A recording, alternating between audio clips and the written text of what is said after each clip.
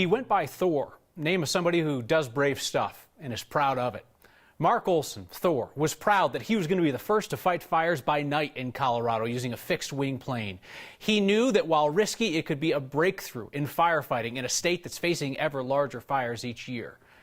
His first real flight last night ended in a crash and his death. A small air tanker went down behind the fire lines of the Kruger Rock fire near Estes Park. It was windy last night. It was really windy. The Larimer County Sheriff's Office tells us that Olson was about to turn back to the airport because of that turbulence, and then he hit the hillside.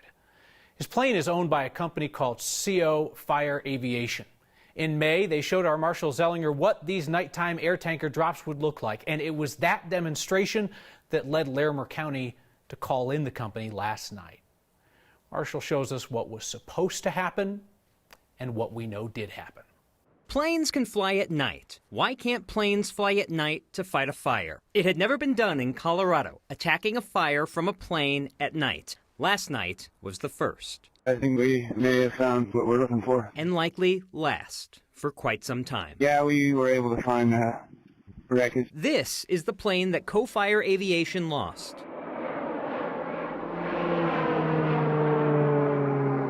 In May, we were there when the company demonstrated what it can do at night to fight a fire. The simulated airdrop to slow or stop a fire was through a canyon in Larimer County, 60 to 80 feet off the ground. This footage is from a trailing plane during that demonstration, showing the view through night vision goggles. According to Co-Fire Aviation, last night, the pilot, Thor Olson, conducted a successful drop just prior to dark in the daylight and assessed the conditions to be safe. The plane returned to the airport in Loveland to get suppressant to put on the fire. The winds died down, according to the company.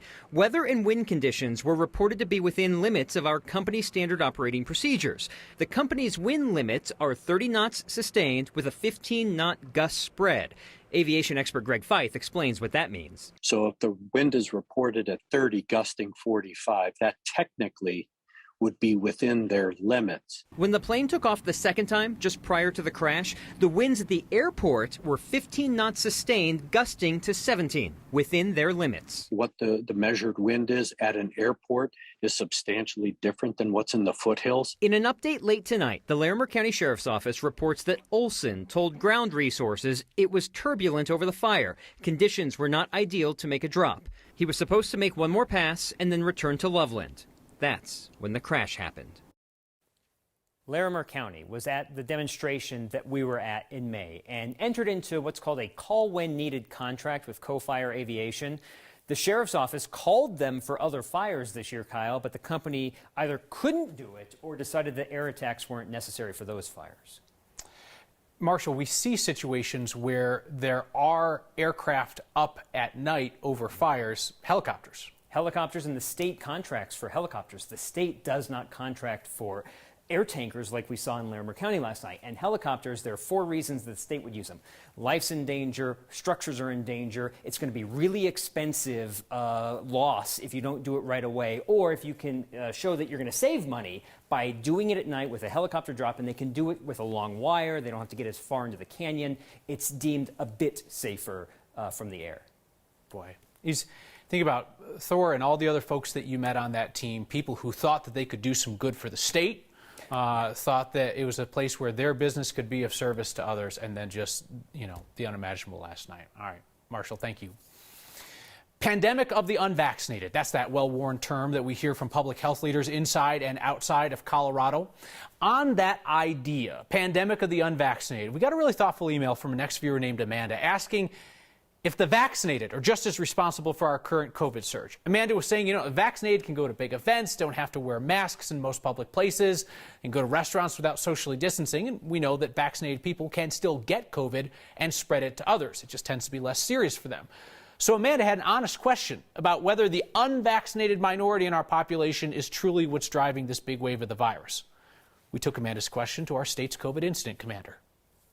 We know the impact that the unvaccinated are having. We also know that there is growing evidence about waning immunity from the vaccine.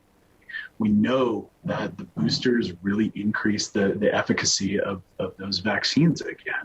And so it's why boosters are critically important. But yes, We also, those who are vaccinated, we have a role in this right now as well. And it doesn't take that much to put on a mask when you go to the grocery store. And we all need to be careful right now with the rates of disease that we see in our community. We have more Coloradans being treated for COVID-19 in hospitals right now than at any other time this year. 1,526 patients is the high mark for COVID patients in Colorado in 2021. This time last week, 1,431 patients were sick enough to be in the hospital. Denver School Board Director Tay Anderson is suing the woman who accused him of sexually assaulting dozens of teenage girls. Allegations amplified by talk radio and the Colorado Republican Party that never led to evidence that any of these young victims existed. Anderson is suing the progressive activist Mary Catherine Brooks Fleming. She testified at the state capitol about an unnamed sexual predator in Denver public schools. Anderson's suit says that Brooks Fleming, quote, used a campaign of defamation, character assassination, and cyberbullying. Anderson's also suing the leadership of his former organization, Black Lives Matter 5280. They made a secondhand, anonymous claim that he sexually assaulted a woman. Denver police and investigators hired by the school district did not substantiate any of the sexual assault allegations against Anderson. Aurora police are still desperate for tips about the drive-by shooting that injured 6 students outside Aurora Central on Monday. Within the hour, police announced that they found the SUV believed to be involved. No arrests. The victims are cooperating, according to investigators, but we know that it's often hard to convince witnesses that they'll be safe offering up information to police, especially when gangs may be involved. Our Steve Steger looks at what's being done to change that. The partnership between the city and the community is critical. Cristina Amparan has a tough job getting the community to trust its government. When the community feels some level of ownership of what's happening with their community, they're going to be a lot more likely to pick up the phone and call the police. She's the Youth Violence Prevention Coordinator, been on the job here in Aurora for 7 months. She spent the last 15 years working in violence prevention in general. We have to recognize that for these families, a lot of this behavior is normalized. It's part of how they live. It's part of how they grow up. They grow up learning that it's not okay to speak to the police. It's not okay to report. Amparan says fear of police is one obstacle. Fear of retaliation for talking is another. That's why she says more and more law enforcement is learning having someone to stick up for the person who's just been through trauma is important. Heavily working with the victim advocates, heavily working with investigators to ensure that we're looking at possible short-term relocation, that we're looking at mental health supports. Financial supports is another thing. That kind of help can truly make a difference. Wanting to provide that safety plan, that safety support, those connections to services that we need to address that individualized fear or that individualized support. Another reason why Cristina says those victims advocates are so important is that police also deal with reoccurring trauma. Responding to so many similar calls can make them numb, Kyle, which tends to change the way they relate with somebody in a crisis. Maybe they're a little bit more curt in that kind of situation. Yeah, might not be the best person to deliver information and then perhaps even receive information in return. Steve, thank you. Saw a job posting this week for a community-based gang violence intervention specialist. They respond to the scenes of shootings and other violence in our community, looking to connect with young people there and then convince them to stay away from gangs. That gang violence intervention specialist is expected to help at least 200 high-risk kids stay out of trouble, 200 teenagers a year. They're supposed to help de-escalate gang tensions and to mediate conflicts before they boil over into violence. It's a nonprofit job that pays $40,000 a year.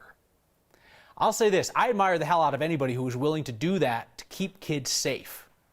So what do you say that we help that nonprofit do more of that youth violence prevention? Your Word of Thanks microgiving campaign this week supports GRASP, the Gang Rescue and Support Project of Metro Denver Partners. GRASP works with young people in Aurora and Denver, convincing them that there's a better life outside gangs. They've been doing this work for 30 years. GRASP's advocates are respected in our community because they get results.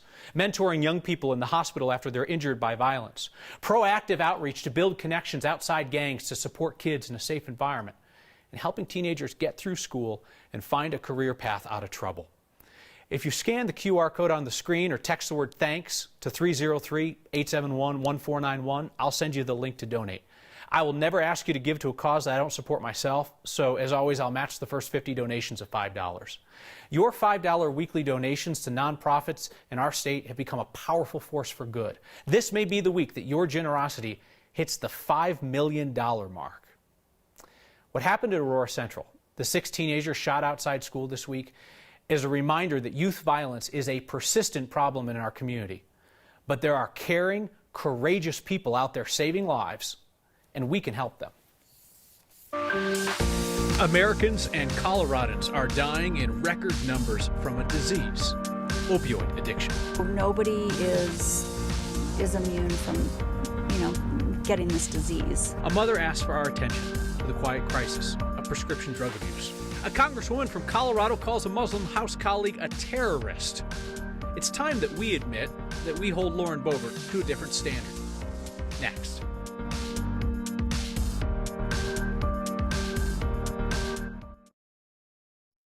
Opioid overdose deaths have hit never-before-seen highs nationally and in Colorado.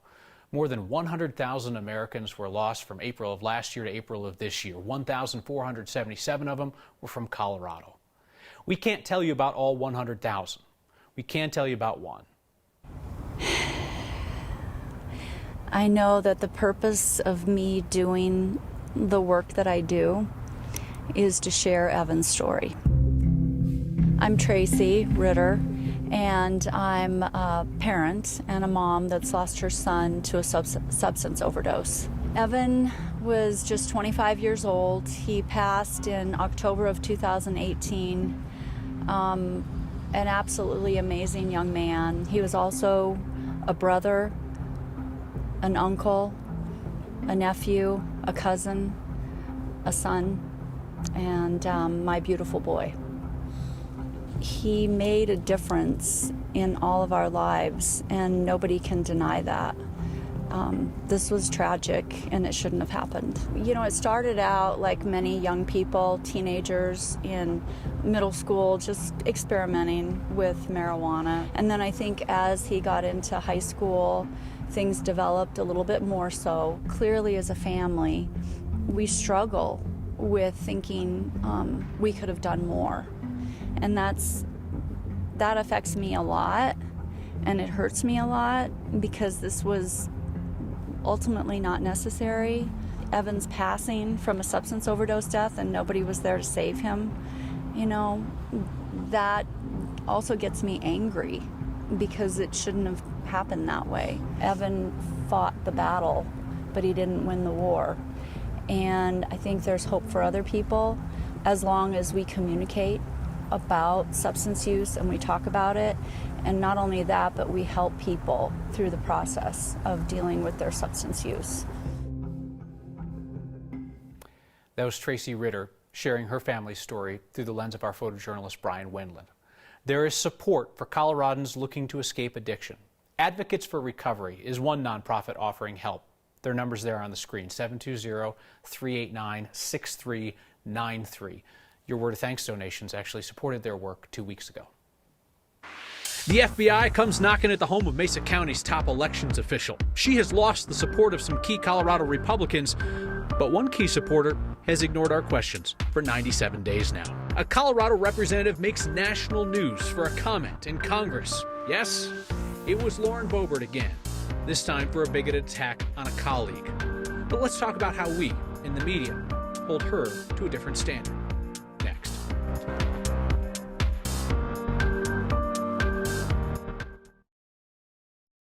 Mesa County's chief elections officer had her home searched by the FBI yesterday. They were there in connection with an election security breach that put sensitive information in the hands of Clerk Tina Peters' fellow conspiracy theorists. Peters' house and the homes of 3 associates, including Congresswoman Lauren Boebert's former campaign manager, Sharona Bishop, were all searched by the federal, state, and local investigators on their respective cases. Clerk Peters, who had previously fled Colorado under the protection of My Pillow guy Mike Lindell, went on the Pillow Guy's online show yesterday to call the raid terrifying. The Attorney General's office clarified today that no force was used in serving the search warrants and that Clerk Peters was around the house making breakfast while agents collected evidence. Clerk Peters has lost the support of Mesa County's Republican commissioners following that election security breach. She's been stripped of her elections duties, and former Republican Secretary of State Wayne Williams has called on her to resign. The Colorado Republican Party, Chairwoman Christy Burton Brown, will not tell us whether they still support Clerk Peters. We first asked them 97 days ago and several times since, including today, with no response. Representative Lauren Boebert launched an Islamophobic attack against fellow Congresswoman Ilhan Omar on the House floor today, suggesting that the Congresswoman from Minnesota is involved in terrorism, calling her a member of the Jihad Squad, and repeating an unsupported smear that Omar had married her brother. The Jihad Squad member from Minnesota has paid her husband, and not her brother husband, the other one, over $1 million in campaign funds. This member is allowed on the Foreign Affairs Committee while praising terrorists. It's time that we acknowledge something that may be obvious by now. We hold Republican Congresswoman Lauren Boebert to a different standard than every other elected official in Colorado. We hold Congresswoman Boebert to a far lower standard. If we held her to the same standard as every other elected Republican and Democrat in Colorado, we would be here near nightly chronicling the cruel, false, and bigoted things that Boebert says for attention and fundraising. This is not about politics, assuming politics is still about things like taxes, national security, health care, jobs, and public lands. This is about us, as journalists, recognizing that we'll hold a politician accountable if they say something vile once, but we won't do it if they do it every day. Our double standard is unfair to all the elected officials in Colorado, Republicans and Democrats, who display human decency.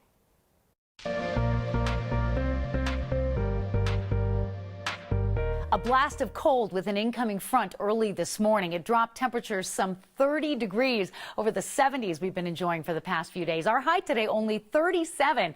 That's a good 30-degree temperature drop for much of Denver, the Front Range, and Eastern Plains. Lighter winds tonight, but it's going to be very cold. Fair skies with a low of 15. Tomorrow, sunshine, 55 degrees with a few clouds drifting in the afternoon. And then a string of warmer days. We've got a storm we're tracking for the weekend, which could translate to mountain snow on Saturday, and then a second storm that may actually bring some snow to the Front Range into Denver on a busy holiday travel day, the Wednesday before Thanksgiving. Youth violence isn't somebody else's problem. Our community, our kids. We are not powerless to help after this week's drive-by shooting outside Aurora Central. We can directly help the people who are keeping kids safe in that community.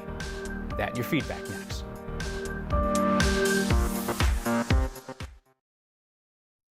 Community leaders have pleaded with us to pay attention to the issue of youth violence after 6 students were shot outside school in Aurora.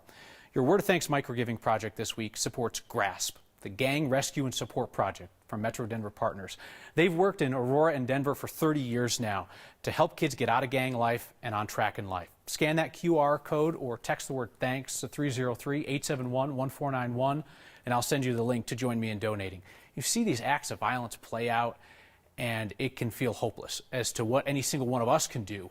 Well, what we can do is support GRASP and its people as they work on the ground to save lives and to prevent youth violence.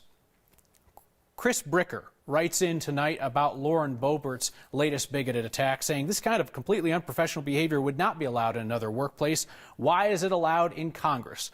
Chris, Congress is a weird workplace. You can't fire people who work with you there. Only we, the people, can do the firing, and the folks in Colorado's 3rd District decided to hire Boebert. They'll get another chance to look at the situation in 2022. We'll see you next time.